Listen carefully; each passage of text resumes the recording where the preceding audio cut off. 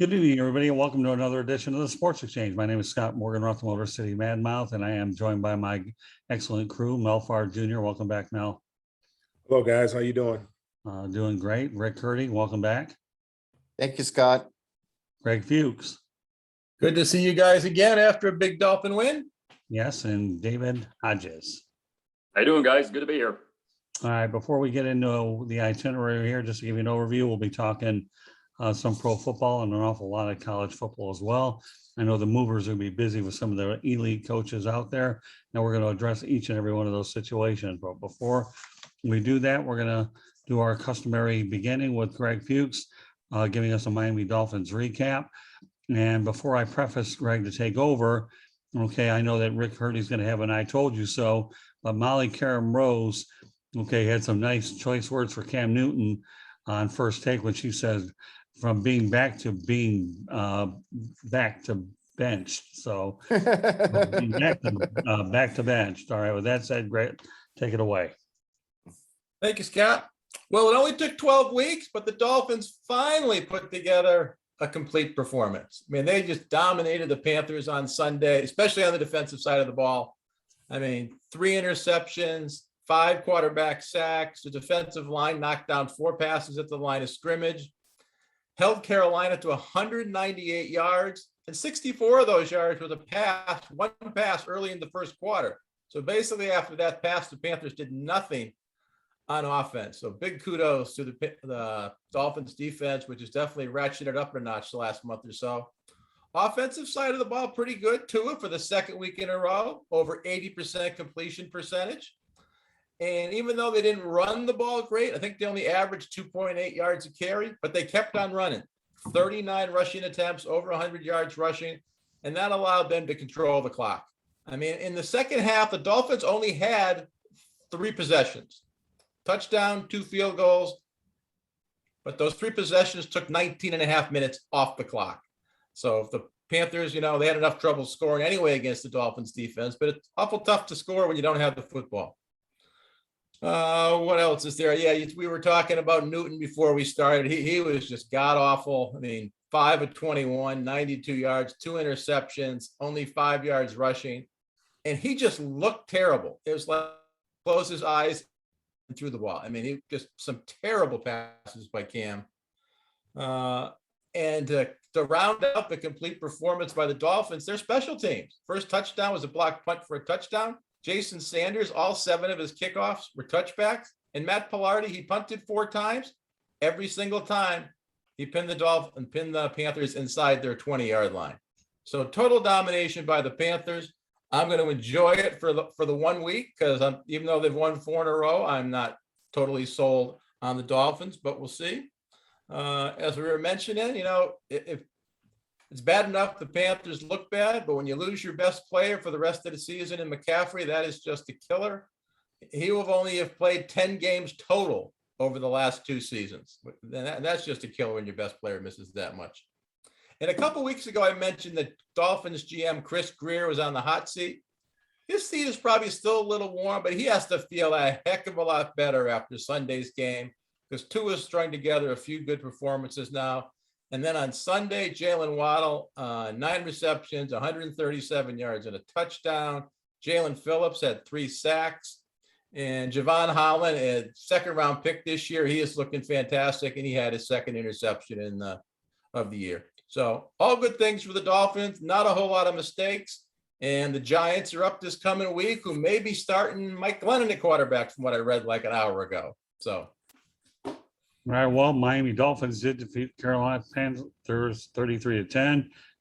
Stephen Ross, a University of Michigan graduate in 1962, had to be smiling pretty good. The Fish have a 4-game winning streak. With that said, Rick Curti, we know that you had some choice words for Cam Newton. You have for a long time. Sure, everybody on this panel does, but go ahead, Rick. Go ahead and give us your feelings about Cam Newton. I doubt you'll be getting a Christmas card with it. You have to say anyways, but go ahead. No, I haven't been getting a Christmas card from the Panthers for a while. I've just been very critical about them. I mean, I'm just telling the truth. People expect me that I live in Charlotte. I'm going to be biased, and I'm not. I want the Panthers to succeed, and they're just going completely backwards. They're dysfunctional. They don't know what's going on. Rule, I don't know how long he's gonna last. You know, they probably give him another. You'll be back next season after that. If he doesn't do anything, I think he's gone. You know, Brady was this hot coaching commodity, and heard rumors of him going to LSU, and don't hear about his name much anymore. Bringing Cam was a mistake. I told people that they're going backwards. There's a reason why a lot of teams didn't want him.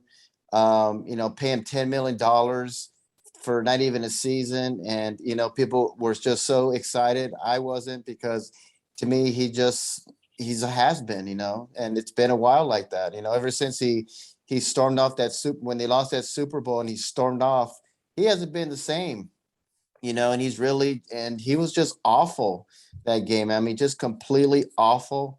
And, you know, I wish I was wrong about this, but I just saw it coming a mile away.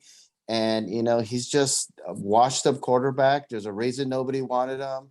The Patriots, I mean, when a rookie quarterback has to teach a veteran quarterback the playbook, like they did when he was with the Patriots, you know, that's bad, you know. And I mean, he just needs to retire. It's just time to move on. I don't know what the Panthers are doing. They're just completely going backwards. They look like they don't know what's going on. This is like what they're still paying Teddy Bridgewater's salary. Darnold's salary is being paid.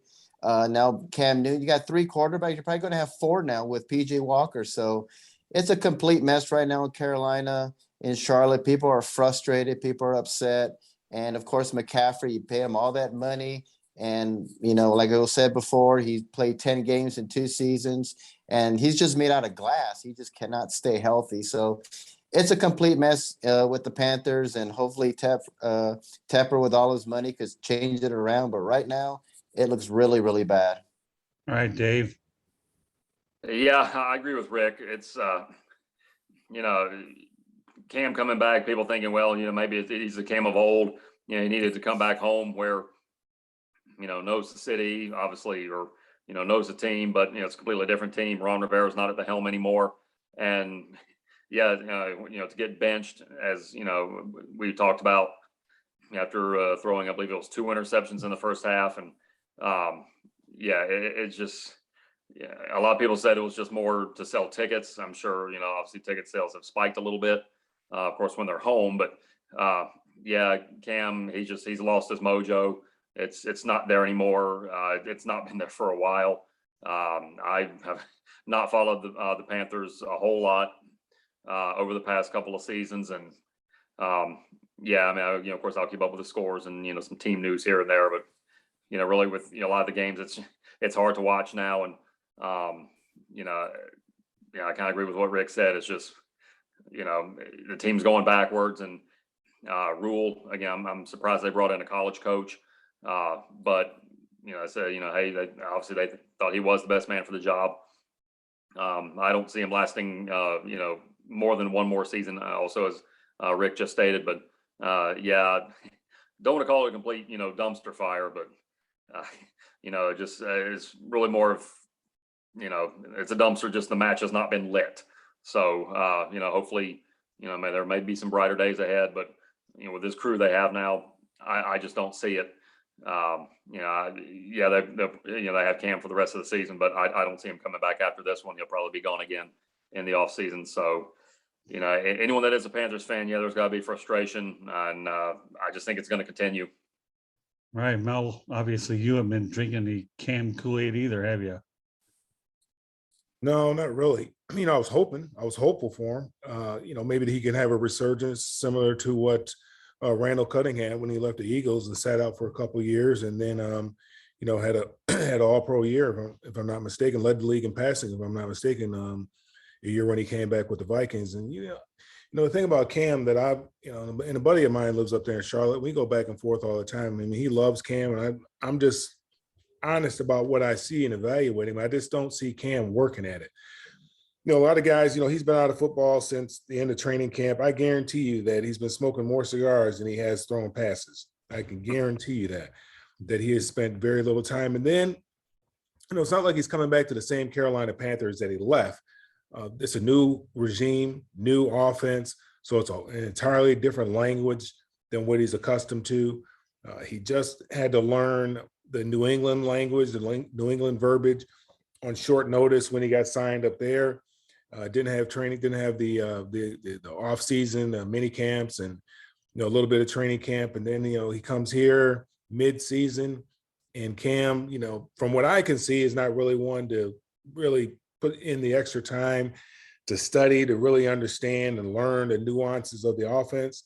Relies a lot on his physical talents, which he has an abundance of, but as he's getting older, his physical talents are starting to diminish, and that's when you have to rely on the mental aspect of it. That's why Tom Brady's able to play has been able to play and play at a high level for the length of time that he's been playing. So I'm disappointed, as a fan, I'm disappointed. I really wanted to see him grab this opportunity by the horns and take off with it. But, we're just seeing, basically to me, the same old Cam that we saw before when he was in Carolina. Yeah, I definitely think if he can't get things straightened out pretty quick, then his audition failed. And if I were him, I'd be looking for employment outside of pro football. Who knows?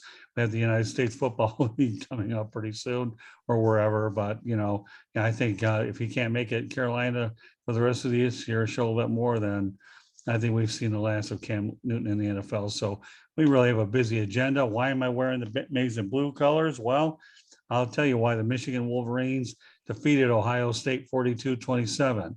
Jim Harbaugh shut up his critics too. I'd like to mention our Tim Tebow and Paul Feinbaum, who was waving a white towel on Get Up the other day with Mike Greenberg. And when you have Hassan Haskins scoring 5 touchdowns and Aiden Hutchinson recording 3 sacks and setting a program record for 13, that's a recipe for disaster. And CJ Stroud was definitely not comfortable in the pocket. And I think the Wolverines could have won by a little bit more if Cade McNamara hadn't thrown that interception when the Wolverines had Ohio State on their heels. Nevertheless, I'm happy to be wearing the maize and blue. I predicted that they would on this show. And so did Bob Stoops on Fox, who also predicted they would win. And you know what? They earned their win, and they look very dominant doing it. So, Mel, what are your thoughts about what took place in Ann Arbor? Well, unfortunately, I didn't get the chance to see it. I was working. I had it on, but I didn't get a chance to see much of the game. But obviously, I was keeping up with the score. I thought this was the best year that Jim Harbaugh had to win this game. I think I talked about it on the show last week that I felt that they would win because he's gone back to kind of his roots, the same things that he did at Stanford, which was the power game. And I think they that's what he did. And they controlled and dominated the line of scrimmage. Obviously, when you rush for the amount of yards that they rush for, then you're also controlling the clock, and then you're getting after them on the defensive side of the ball as well. I was a little nervous, I'll be honest with you, after what they did to Michigan State, but we know Michigan State's defensive backfield was a liability.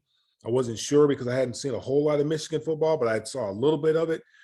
And particularly paid attention to the offensive side, didn't really pay much attention to the defensive side of the ball, but the people that, they were playing good football. And I thought that this was Harbaugh's best opportunity. And I thought he'd get that monkey off his back.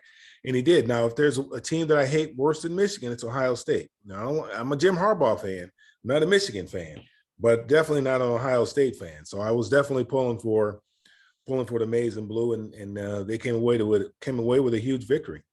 Well, all I'll say about Tim Tebow is, number one, okay, he's a bust in the National Football League. Okay, had an opportunity to play quarterback at Jacksonville, didn't do it. Okay, decided to drink the Kool-Aid with Rex Ryan with the Jets. And obviously, I think his baseball comeback was a joke. So for him to become totally critical of Michigan, unless he hates the Wolverines and Harbaugh personally, I can really care about what Tim Tebow has to say. And he lost to Michigan in a bowl game. So whether he likes the Wolverines or not, Tim Tebow, to me, failed as a quarterback in the NFL, had opportunities. His recent time over in Jacksonville, we know it was short-lived. So I'm glad that I'm waiting to see what Tim Tebow has to say later in the week, and knowing that he's going to eat crow, and maybe he'll give credit still with the Wolverines. Now, as for Paul Feinbaum, well, okay, you know what? He gets paid to light a fire and stir up conversations, but I have to give the guy credit. Okay, when on Monday He did own it. And you know what? I'll never get on him again. He proved he can beat him. And not only did he prove he can beat Ohio State, he looked good doing it. So, Ryan Day inherited a good program from Urban Meyer and was able to take advantage of it. And I think the Wolverines found the recipe to beat Ohio State. You're not going to beat them in a shootout. You just have to hammer them, like you said, Mel, run it down their throat and pressure the quarterback. And if you can make life miserable for them, as the Wolverines did do, that's fine. And I don't like the comments that the Buckeyes are making. Oh, we're going to put 100 points on you. Give me a break. Okay. That to me is baloney, even though we don't see it happening. And I'm just glad Ohio State ate humble pie. Okay, Rick, take it away. Well, I wish I could go on here and say I knew Michigan to win, but I predicted Ohio State. I think I predicted them to win by 17 points. So I wave the white flag as well, because I'm happy for Jim Harbaugh. I am a Jim Harbaugh fan, and I was always like, it's too bad it's not working out for him in Michigan. And, when he got re-signed to an extension, people were like scratching their heads, including me. But, I'm really happy for him right now. There's no excuse for Ohio State. They just got beaten badly.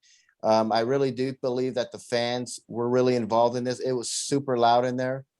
I believe that stadium is like the second largest stadium like in the world right now. It seats well over 100,000 people. They were loud, and they totally just threw Ohio State off their game. I mean, the snow, yeah, but it snows in Ohio too. So to me, it was the crowd noise that had a lot to do with it. They couldn't stop their offense, and every time Ohio State scored, Michigan came right back and scored right again. And that was really, to me, the big difference maker right there. So I'm really happy for Jim Harbaugh. Michigan right now is number 2 right now in the playoffs. Well deserved. And it's kind of neat to see a playoffs without Ohio State and Clemson in it. To be quite honest, nice to see a Cincinnati in there. And, we already know Alabama always be in there. And Georgia's been playing great. I didn't think Georgia was as great as they were going to be. And it's just, this is a great playoffs. I'm happy for Harbaugh. And, I think this was the start of now he's got that monkey off his back. It's going to be a start of a good rivalry with Ohio State. And it was something he really, really, really needed. Yeah, I mean, 111,000 in there. That's pretty good. Greg, I know you're not really as close to the rivalry as we are back in the Midwest, but I think you're familiar with it enough to know it's one of the biggest college football rivalries out there. So what are your thoughts? I also thought Ohio State would win. I always prefer teams that can throw the ball. I didn't see a lot of the game, but every time I turned it on, Michigan was rushing for another first down. Ohio State just couldn't stop them. It reminded me of old-time Big Ten football when it was Shem Beckler versus Woody Hayes, where you're lucky if he had 20 passes combined in the game. 3 yards in a cloud of dust. Yeah. Michigan just ran him into the ground, literally. And it's, I'm not a huge Harbaugh fan, but I always felt bad for him. What he lost, like 7 in a row to Ohio State. So it's nice to get him off the schneid there. Yeah. All right, David. Yeah, I too was, the one that I picked Ohio State in this game. They were just kind of running roughshod almost over everybody this season. And yeah, I'm always a sucker for a good rivalry game, no matter, whether it be, Michigan, Ohio State, Washington State. Of course, my UW Huskies lost that, the Boeing Apple Cup. But yeah, it's, when storied rivalries like that are, when they're competitive, it's good for the game. It really is. And, I too, I'm happy for Harbaugh. He, like I said, everybody's been saying he's finally, got that monkey off his back. And, this could be the start of something great here. And, when rivalries or, the biggest rivalries in the game, whether it again be, Michigan, Ohio State, Notre Dame, Southern California, and say like Texas, Oklahoma, when those games are just absolute barn burners, it's good for the sport, good for the fans, and hopefully this is the start of something, a resurgence, of this rivalry. It probably never will harken back to to the days of Shem Beckler and Hayes, or the aura that those games brought forth, but it's definitely good for the game, and props to Michigan. They earned it, and I would say just gonna have to see, just kind of lick their wounds, pick up the pieces, and go from here. Yeah, one little footnote before we go on to the next topic.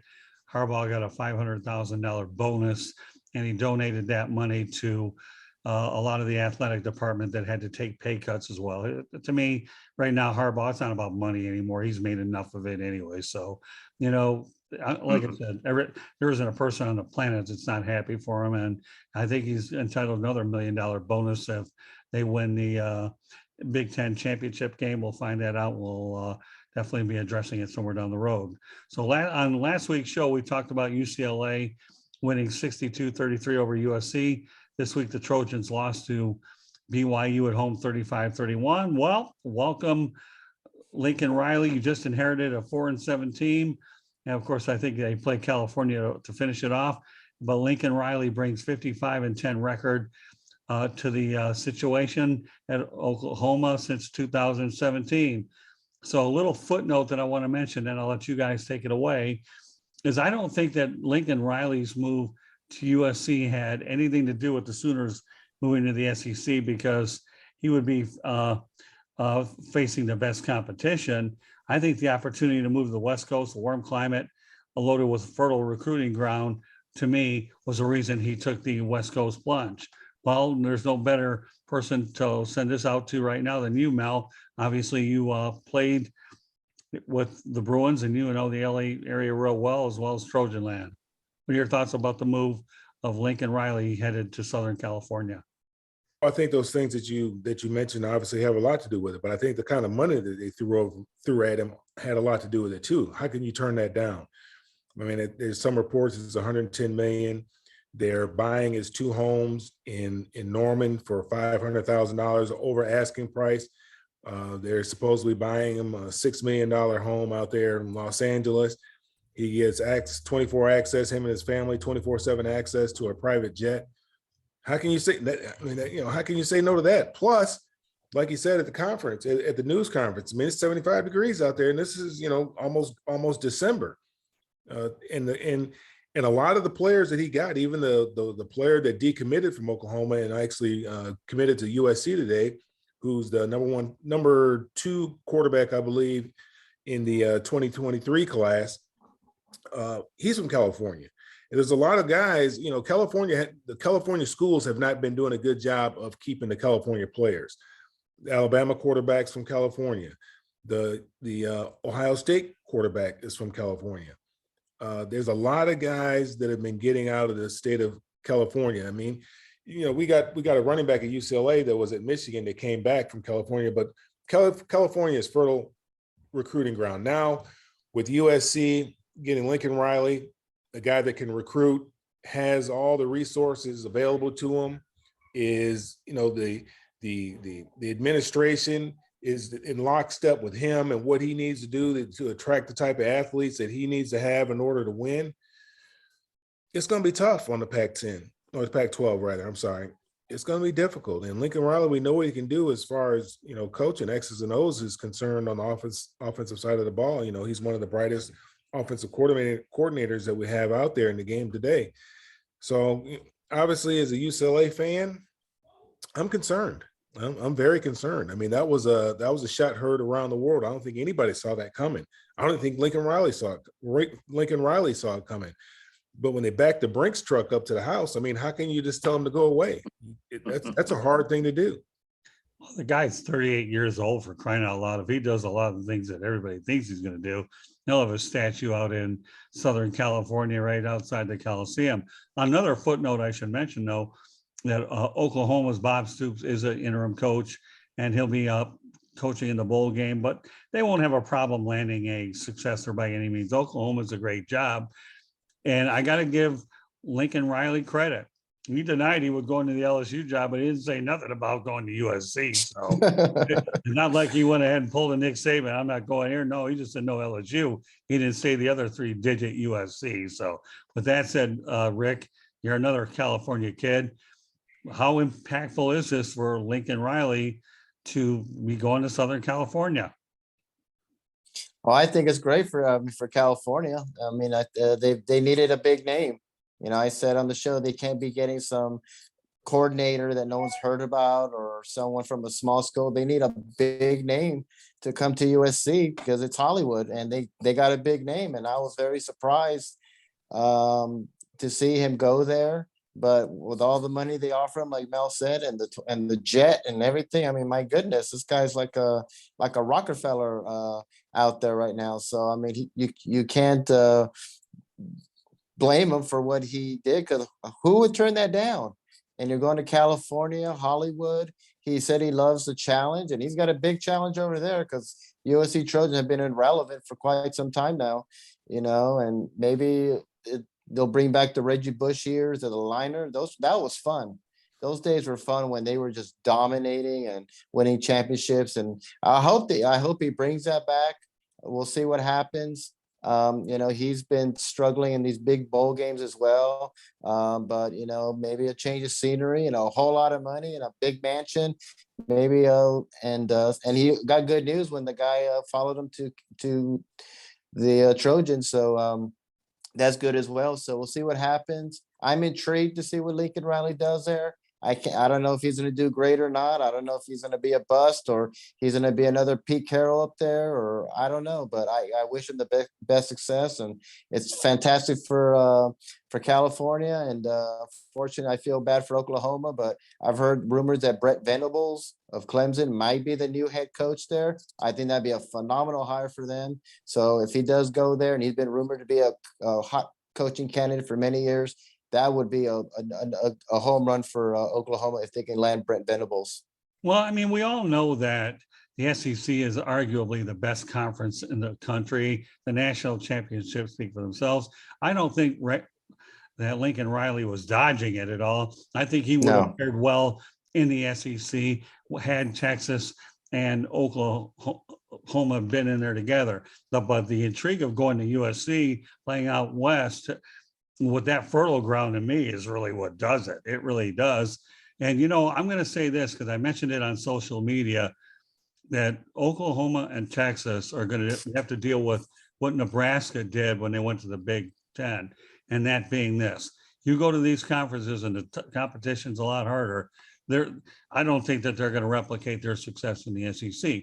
But meanwhile, I don't believe that that's the reason why Lincoln Riley went west, because Mel, you mentioned it, with all those perks he's going to get, he's looking pretty good. So I wish they had to do something to lure him, right? He had a great job. I mean, let's be honest. He had a great job, one of the premier programs in the country. A lot of history there, a storied program. They had to do something to get his attention, and boy, they got his attention. All right, Greg. What can I tell you? The action's out west. I'll keep it brief. I think everyone's making the assumption that Lincoln Riley will be able to keep a lot of those California kids home and recruit them to USC. And that's probably a pretty good assumption. But, USC is not the most talented of programs. So it's going to take 2 or 3 recruiting classes to turn USC around. So hopefully all those Trojan fans don't think Riley's coming in with a magic wand and then they're going to win 10 games and make the college football playoffs next year. But excellent hire. And I think I would have accepted that offer if that Brinks truck shows up in my driveway. All right, so you would have gone from Southern Florida to Southern California, right? Even with the state income tax and every other tax imaginable out there. Okay. That kind of money, you can pay your taxes. Yeah, no kidding. Yeah, well, that is true, though. There is no state income tax. That's something to be considered. Yeah, that's true. All right, Hodges, I know you're chomping at the bit to get a opinion in on this guy. Yeah, well, I think it's great for the school. Hopefully this is, going to be, a little bit of a resurgence for them, as, was mentioned previous. Obviously they, haven't had many great years or great teams since, Matt Leinart, Reggie Bush and Lindell White were there. Yeah, I mean, really, I don't know what more, the USC could have, thrown at Lincoln Riley, financially or, a perk of the job, where he would say no. But yeah, and hopefully, for Lincoln Riley's sake, they might kind of pull, what Clemson did with Dabo Sweeney. When Dabo first went there, they weren't, Clemson wasn't that great, but they gave him time. They gave him time to build the program, obviously build it into what it is, today. But and that's, it's kind of something, that's lost, among college and pro sports is, everybody, including the fans, athletic directors, board of trustees, that they want quick victories. And, hopefully, again, like as I just mentioned, they'll give him time, to, of course, get out there, get on the recruiting trail, as all the guys said previously, keep some of these, keep the California kids in state, and lure a lot of, talented kids from the West, maybe from the Mountain West, the Desert Southwest, my Pacific Northwest, and hopefully he can, lure them down there to Southern California. And, I'm very excited to see what, he's going to be able to do there. As I said, it's not going to happen overnight. Hopefully they'll give him, time, to build the program back up to what it was. And, USC fans have, every reason in the world to be excited about this guy. Well, I like the way Greg and Dave says it won't happen overnight. So we're going to have a little bit of a lighthearted moment. Okay. If he doesn't get to a major bowl right away, I was going through a lot of the names of the bowl games. And one of the ones that really caught my attention the most happened to be the Jimmy Kimmel LA Bowl, which will take place on Saturday, December 18th at 7:30 p.m. Now, we know the Trojans aren't going there, but it'll be played at SoFi Stadium in Inglewood, California. The conference ties in, or the Mountain West and the Pac-12. But let's forget about the bowl game itself. Okay, so David, what are your thoughts about the Jimmy Kimmel Bowl? The Jimmy Kimmel Bowl. Wow. I never thought I'd hear a bowl game with a talk show host's name on it. Exactly. Yeah.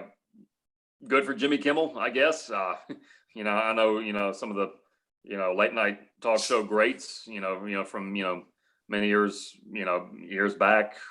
They're probably, or some that might be no longer with us, or like, what? Or, I guess what, as the saying would go, might be spinning in their grave right now. Good for Jimmy Kimmel. We'll see, what the game entails. And, I might just have to tune into that one. Seems like, there's, every bowl game you can imagine, going on now. So really all you have to do is just play on a college team. And at some point, if it's, Division I team, you're probably gonna go to some bowl, whether it be, do they even still have the Poinsettia Bowl? I know. I know there's there's many bowls from the bygone years, but of course, that's obviously something for the players' families, for the fans.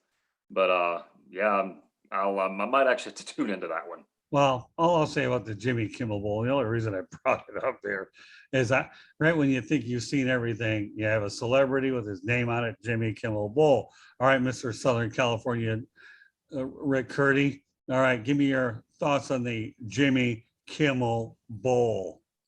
I mean, should we be surprised? I mean, there's so many bowls there. I'm ready for the Viagra Bowl and the Trojan Condom Prophylactic Bowl to show up pretty soon, or the Del Monte Fruit Bowl, or the Mr. Clean Toilet Bowl coming very soon. So I mean, it is what it is.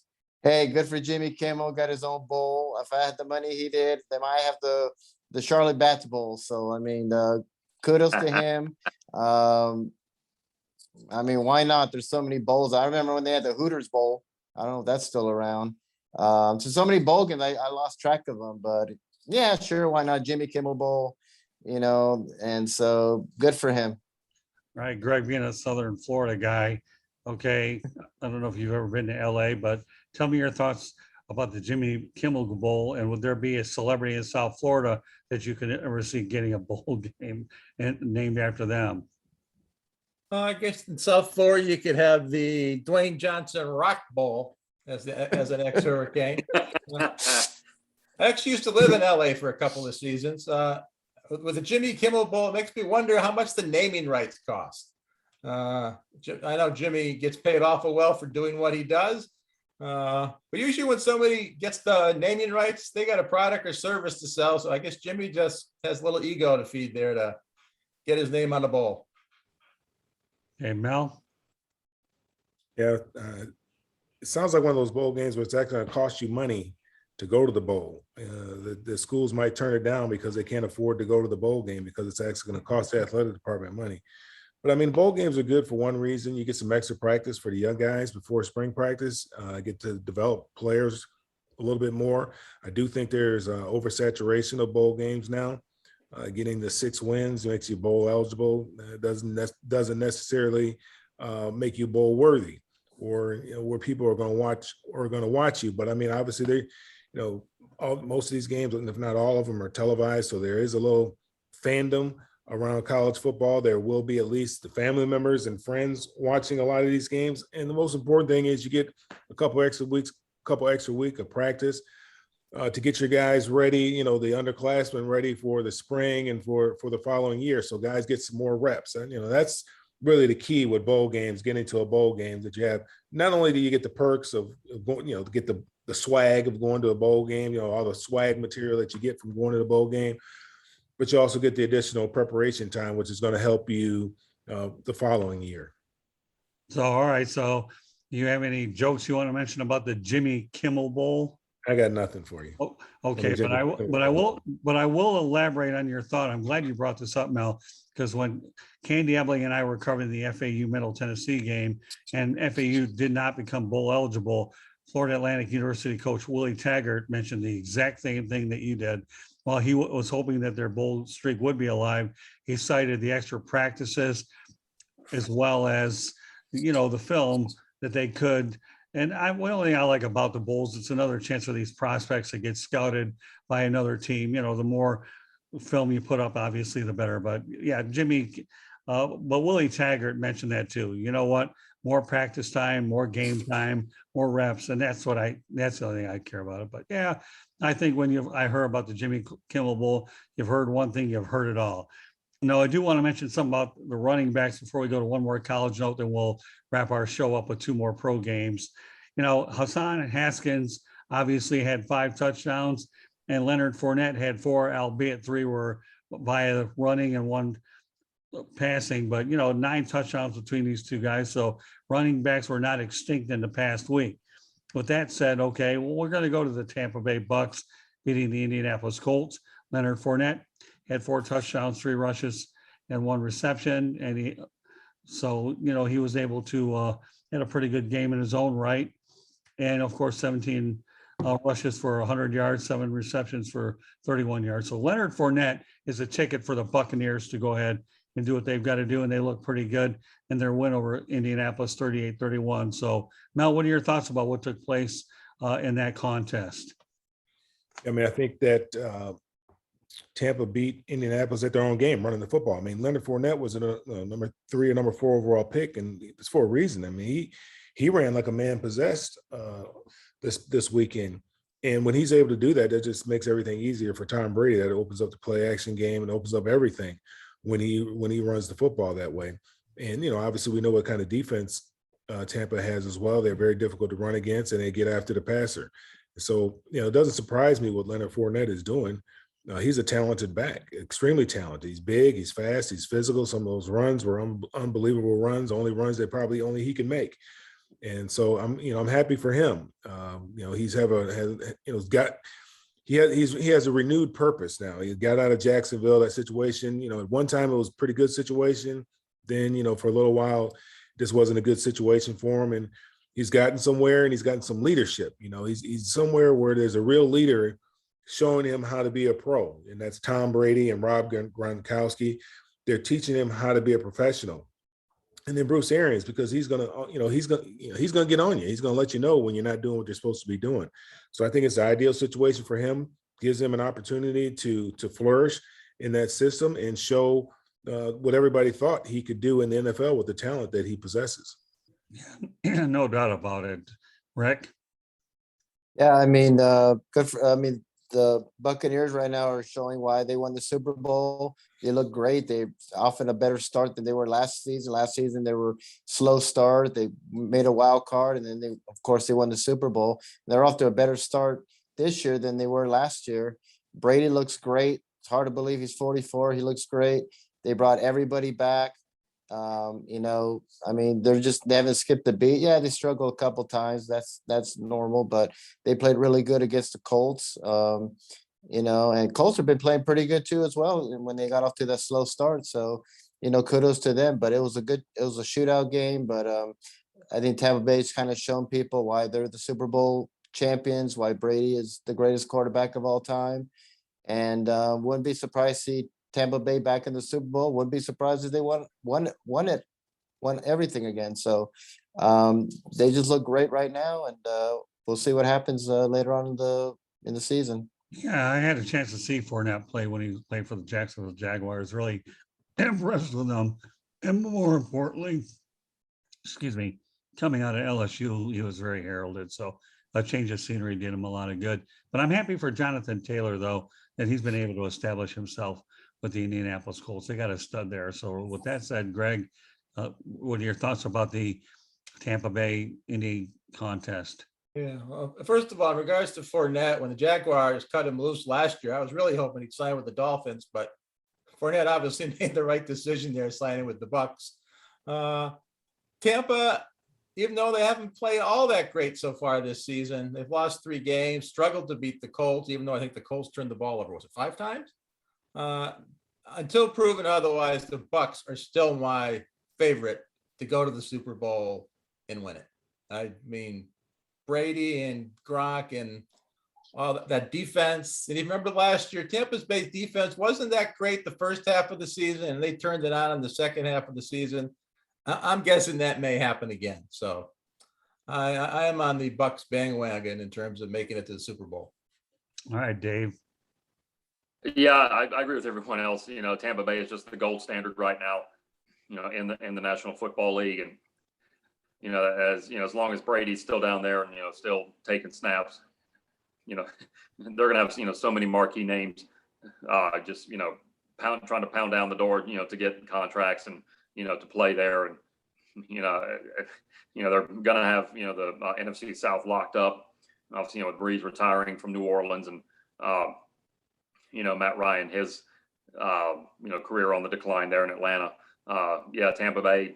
I mean, some teams might, kind of pop up one day and, smack them in the mouth and, might be able to, walk out with a win or wherever they may be. But Tampa Bay, they're clicking on all cylinders, and I really don't see anyone stopping them.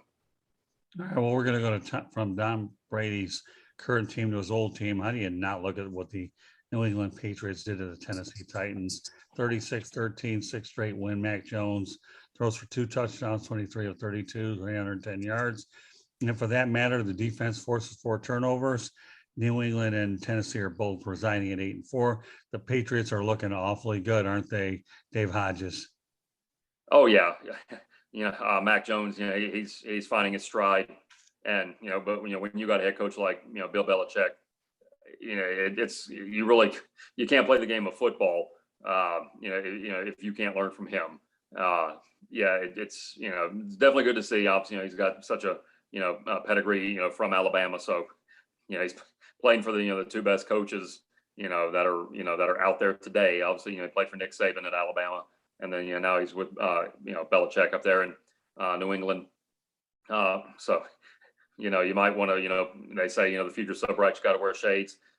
New England fans might have to put on a welder's mask, when being faced with the future of Mac Jones. He's definitely.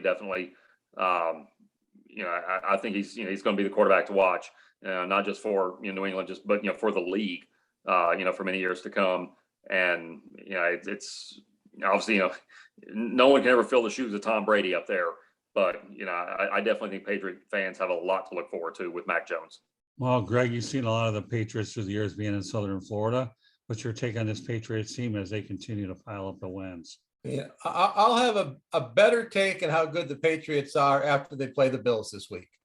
I mean, they took care of the Titans, but the players were wearing Titans uniforms, but that wasn't the Titans roster that's won 8 games this year. I mean, no Derrick Henry, no A.J. Brown, no Julio Jones. And without those guys, who showed up? The Miami Dolphins version of Ryan Tannehill. So Patriots have not beat a whole lot of good teams this year, and they're one of the few teams that have lost to the Dolphins. So I want to see what they do against the next 3 weeks when they get the Bills twice and the Colts. That'll tell you a lot about the Pats. Fair enough. We'll revisit that in a few weeks. All right, Rick. Well, I thought that when Brady was gone, it was bye-bye dynasty and big rebuild happening, and all the Patriot fans or so-called Patriot fans are going to be now Tampa Bay fans or Kansas City Chiefs fans. And no such thing as a rebuild. They got a quarterback that looks like he's going to be there for the next, 15, maybe 20 years. Mac Jones right now is running away with the Rookie of the Year for offensive player. They look great. They got off to a slow start, but once he got his feet wet and everything, and they got bought into the system, they're looking great. I agree with Greg. I think they haven't been playing the toughest teams. Their schedule has been a little soft, so I love to see what they do against the Bills. Those. I have, Bills to me were like a Super Bowl contender, and they've just been so erratic. So I don't know what to expect from them. But for the Patriots, they look solid right now. Mac Jones looks great, and well, it's going to be an intriguing game. It's going to be a fun game, and we'll see what happens with that. All right, Mel. There was a Julio Jones signing. I mean, that's kind of like Bigfoot. He's kind of a myth,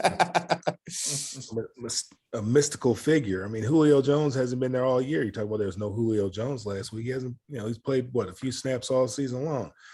They had a real nice feature on Mac Jones and his high school coach over the weekend. I don't know if any of you guys saw it, and they kind of talked about him and how his coach kind of pushed him, treated everybody the same, and how Mac Jones could take it. Mac Jones is a smart kid. He's a 4.0 student.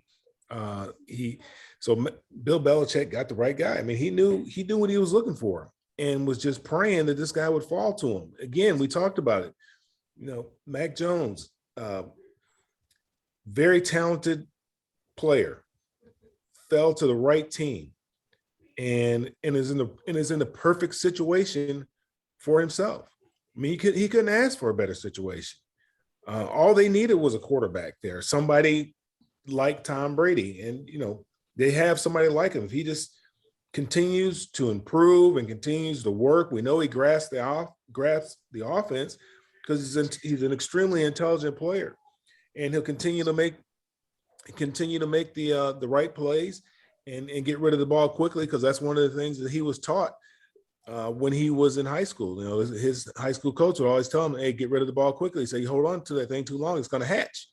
And so he learned to get rid of the ball quickly, and that's what he does. He's a great distributor of the football. Doesn't have to do anything fancy. Just continue to distribute the football, make sure they put weapons around him. And, New England's going to be fine. They're going to be fine for the next, however. I mean, you got to give the kid a lot of credit. Yeah, you can give Bill Belichick a lot of credit for identifying the talent, his talent, but you got to give the kid a lot of credit for being able to do the things that Josh McDaniels is asking him to do, and also that Bill Belichick is asking him to do. I mean, I think over the last 3 weeks, I think he has an 80% completion percentage. I mean, that's just unheard of. Well, I'll say this in closing this particular subject. Number one, Mac Jones will be the best quarterback in this class 5 years from now, 10 years from now. And I think that not only will he have sustained success, but the situation that he's in. And you're right, he's a heck of a player. The jury's still out on the other four. Don't get into that tonight. But Mac Jones indeed will be the cream of this quarterback class. Other four in dumpster fires. Jets, yeah. Jacksonville, Chicago. I mean, those three guys, man, bless their hearts. Yeah. Bless their hearts. And the 49ers, I don't know. I still think that Mac Jones will be the cream of the QB class 5-10 years from now. He was a proven commodity. I mean, Justin Fields, he also played well, and he was a proven commodity as well. Trevor Lawrence, he played well, but he's just in a bad situation. He's just in the worst situation probably out of all of them.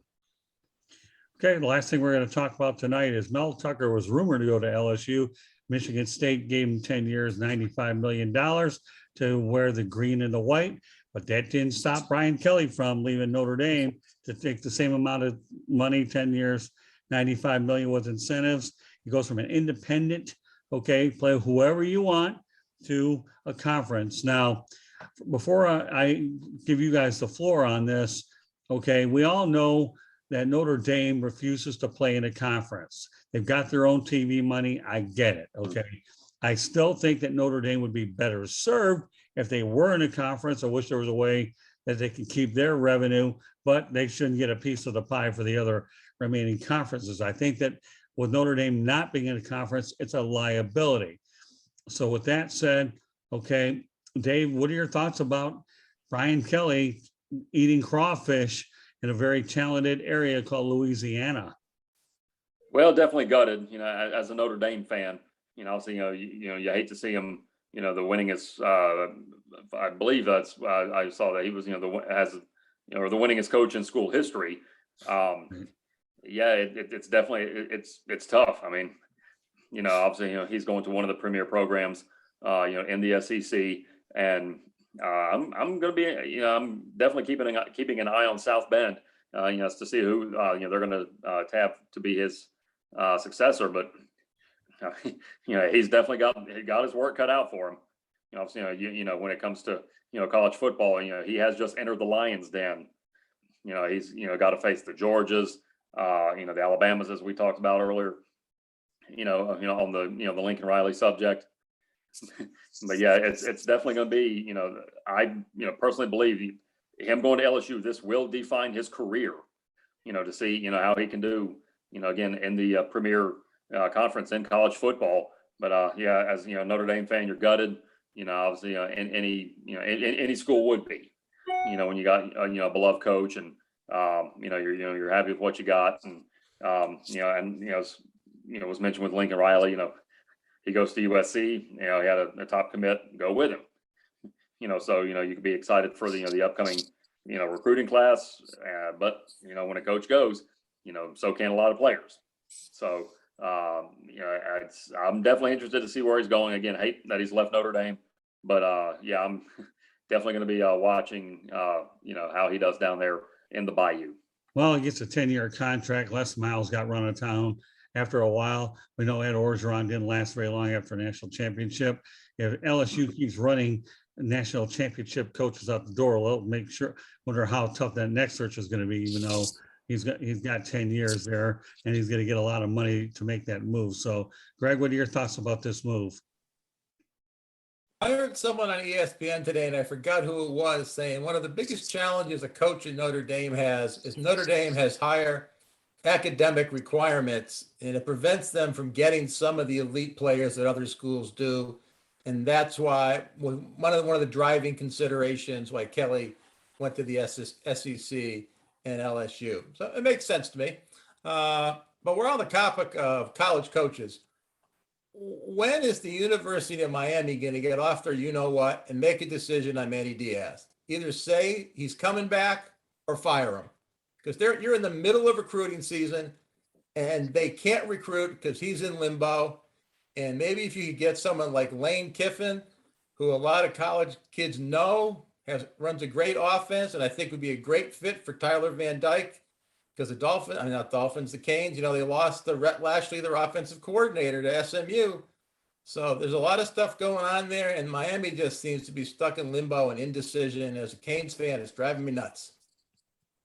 All right. So with that said, I'm going to ask you this question, Greg. How much time do you give Brian Kelly with LSU? LSU fans aren't going to be that patient, but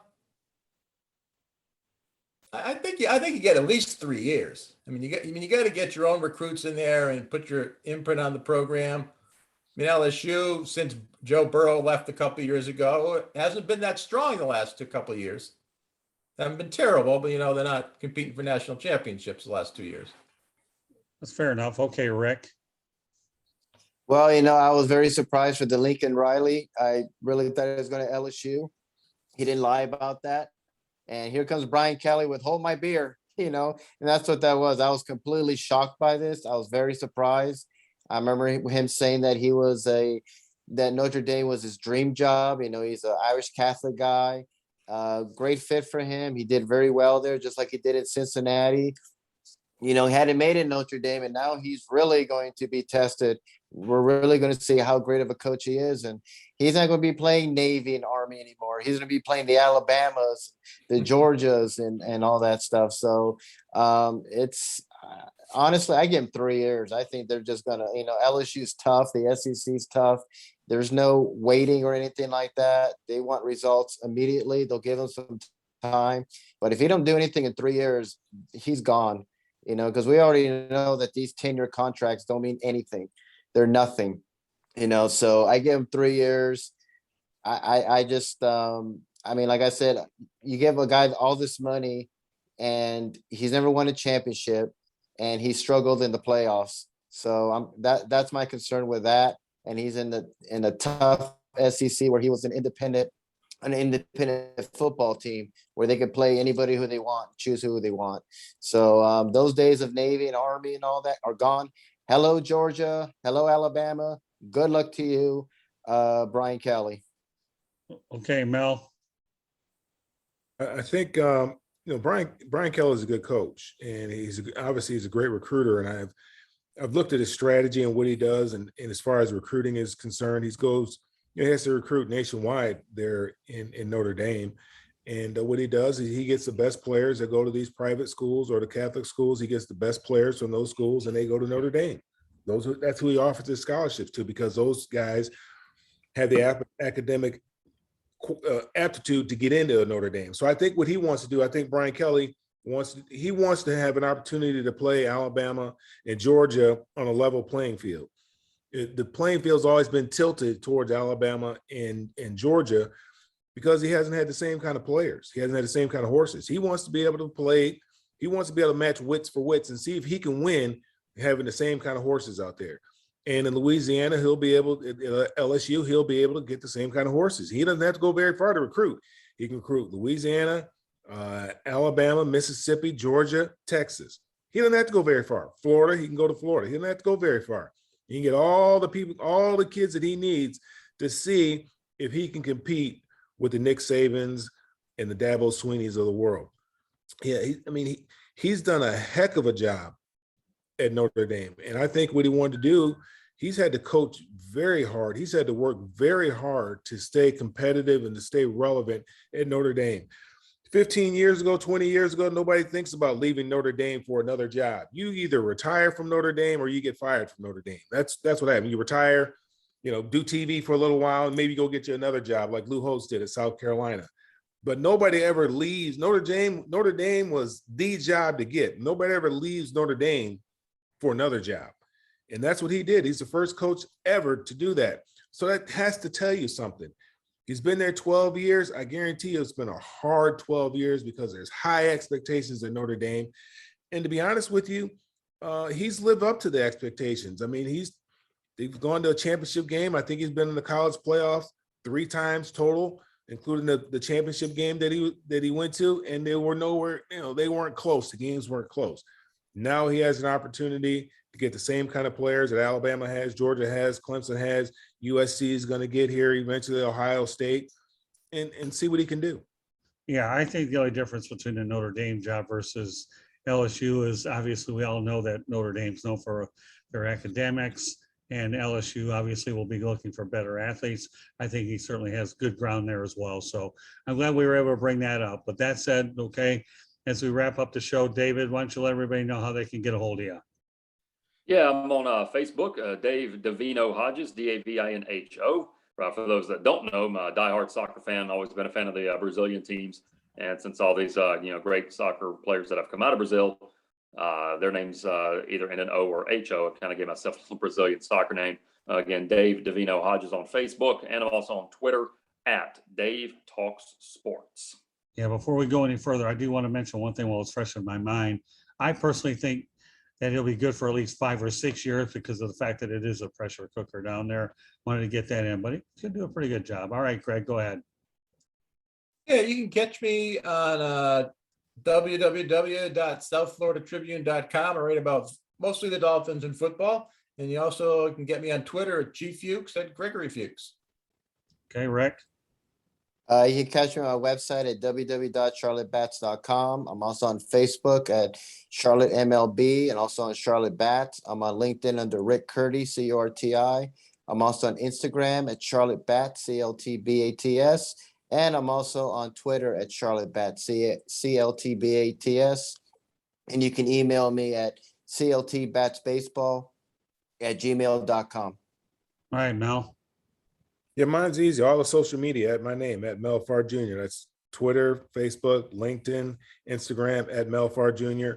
Find out what we're doing down here in Atlanta and also up in Michigan, or for the young people at melfarr.org. And my email is melfarjr@gmail.com.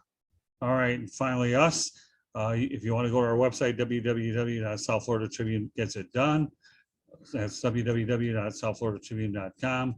You'll be able to see all of our broadcasts, all our media distribution partners and columnists and so forth. Want to find us on Twitter, go for it at Tribune South. You know, you can also subscribe to the South Florida Tribune YouTube channel.